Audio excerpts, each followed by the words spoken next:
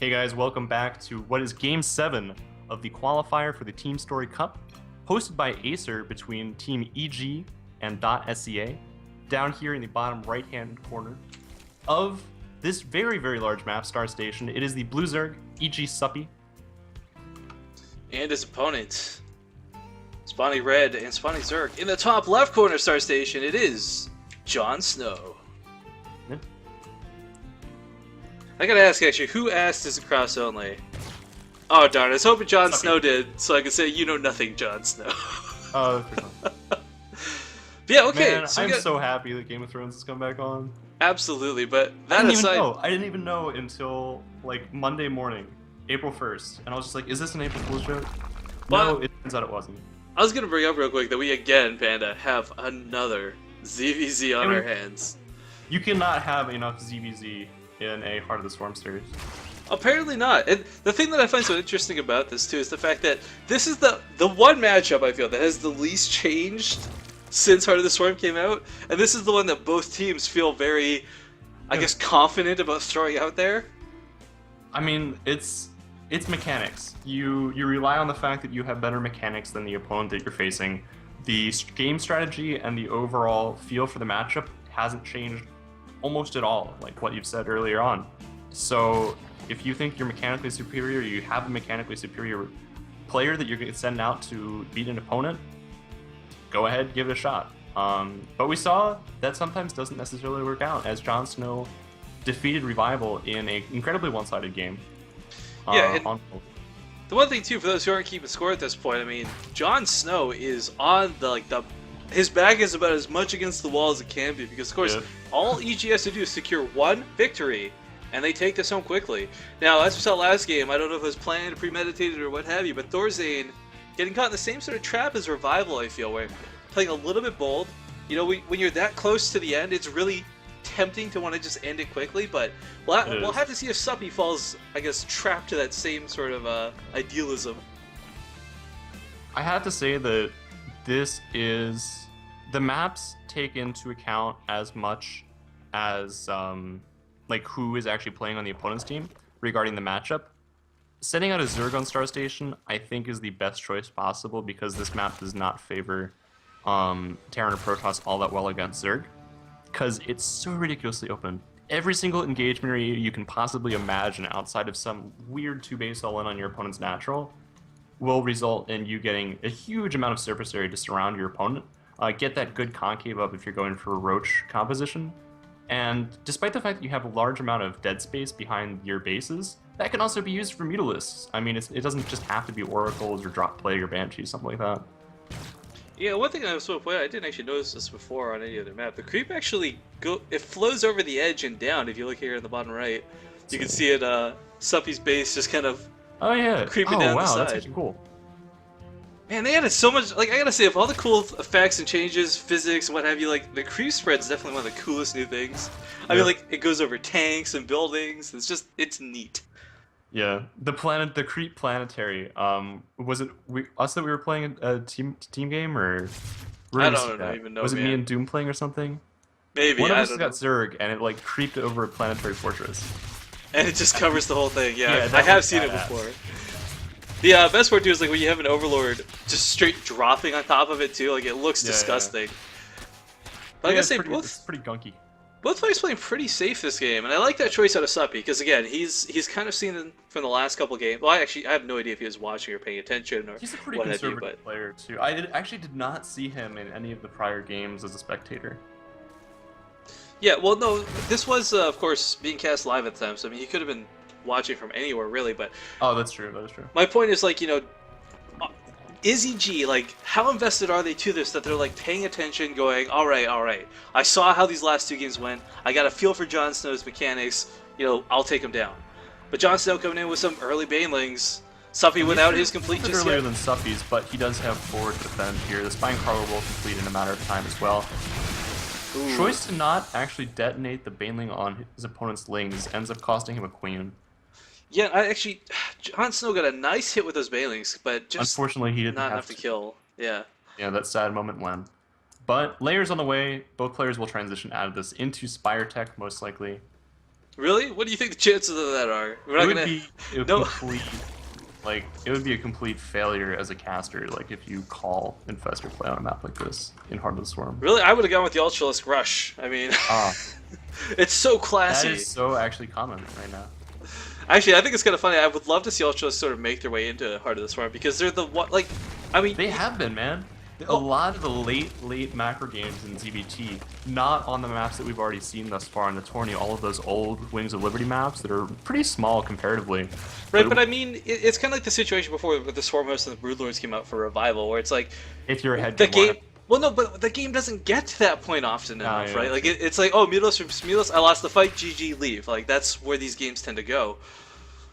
I'll never forget the Lenok versus Violet game at MLG on Daybreak. For the Winter Championship. It was just like Ultra versus Ultra slugfest. Glorious. That went on for like 30 minutes. It was insanity. I wonder... JonSnow actually taking a pretty risky third base here. Suppy looking to punish this pretty heavily too. It's very difficult to actually secure this on Star Station, regardless of your fire timing, as both are relatively even up at the moment. Suppy committing to a fair amount of banelings here to try and put on some pressure. Ooh, another really nice thing here out of JonSnow. He's actually killed a lot of the banelings before they even hatch. Yeah, he killed way too many banelings there. Suppy should have dealt with that a lot better. Oh no, but... Oh, both players with some bad Zerglings. Of his own there the last second. Like, come on guys, I told you to hold position, I swear. Yeah. Alright, well Suppy's still poised and ready to strike. I believe, let me just check this, he does have confirmation on the third base, yes. So I mean, he does... Mutalisk all on the way here. I like his choice to have his own third and just, like, keep it safe. I mean, you could try and put on some pressure, but obviously it didn't work. Why continue dedicating to that? Get your Mutalisk count up, just save, and go hard. But, man, JonSnow coming again with a lot of Zerglings, Panda, and I fear that Suppy just doesn't have enough Banelings to hold these. Yeah, and the big thing is that Mutalisks are coming behind this. Suppy, yeah, he's getting 6, but he's forcing his opponent to actually morph in more Banelings than he needs. And Suppy's actually reacting to this quite well, I think. Ooh, he's not going overboard with the Banelings, he's just trying to attack and defend with primarily Zerglings. Yeah, Suppy just got a very nice Baneling hit back there. Yeah, that was a ridiculously good defense. Alright, well, checking the units on the field currently, I mean, the Mutalisk count is definitely going to be in JonSnow's favor, albeit temporarily. But you got to take into the fact that with such low numbers, Queens play a big factor if Suppy can get a fight at home. Yep. Of course, forcing a fight at home is not always the easiest. Getting a fight at home, too, he can't actually bridge the gap between his natural and his third base with the Queens, because there is no creep spread between them. Let's also not forget, too, JonSnow pushing forward like this, he's going to lack the circling count to soak the glaive hits from underneath, so... I like his choice to pull back, because, I mean, yeah, he probably could have picked off quite a few workers in that Queen there, but it would not have been worth it at all. Oh wow, his gas mining is actually a little bit... He has 4 and 2 on his natural, and he also has 3 and 2 on his third base, and this will add up over time, especially in a mirror matchup, but there is a little Mutalisk engagement going on in the center of the map. Yeah, nothing. Well, I mean, Suppy picking off an Overlord, but getting out with pretty much everything alive. Again, going over the count, it is 15-13 right now in favor of JonSnow. So again, he's got that slight advantage here. As Zerglings, unfortunately, kind of running a bit ahead of the Mutalisk. That will hurt. I feel that in, like, the caster's role could be, like, in ZVZ, could be replaced by, like, one of those, you know, the chess clocks that you, like, hit? Yeah. Or just, like, a robot counting voice. Numbers, and you just, like, pop whenever somebody loses their game to Mutalisk. Well, Mutalisk are engaging. And again, just trying to keep tabs on the numbers, guys, because, I mean, that means more than anything. JonSnow continuing to hold his advantage. Zergling's trying to run into the main, not a bad choice. Meanwhile, I gotta say, JonSnow's sniping off so many Overlords. Overlords being picked off here for Suppy, and this will super supply block him. Not to mention, he's already had like 5 picked off throughout the course of the map. This is really hurting him, because this is Larva that needs to be something other than Overlord. 7 on the way, overcompensation. Map vision too. I mean, this is a lot of minerals invested. Like 800 minerals that he just invested into Overlords. That's a lot. Yeah, JonSnow also thinking of his 4th behind this as well. And this is a good decision. He has the lead right now. He has the map control. Why not? My big question is, though, does he know he has the lead? Because it's one thing, like, you know, you come into your opponent's base, you count, 10 drones, 10 pull. That's easy to spot. When there's 20 Mutalisks on the field, clumped up, that's not quite the case. Yeah, definitely. Alright, well, I feel that Suppy's best bet to bridge that 3 Mutalisk hole is to either take a fight at home or have the Queen somewhere near the army, because, I mean, all it takes is 2 seconds over a Spore Crawler to... Oh, no. Mutalisk getting caught out by Suppy. He will lose 1, potentially 2. It's going to be hard for the speed. JonSnow's got to be careful, though. Suppy can turn around. Yeah, he turns around, starts mutilating the Mutalisk.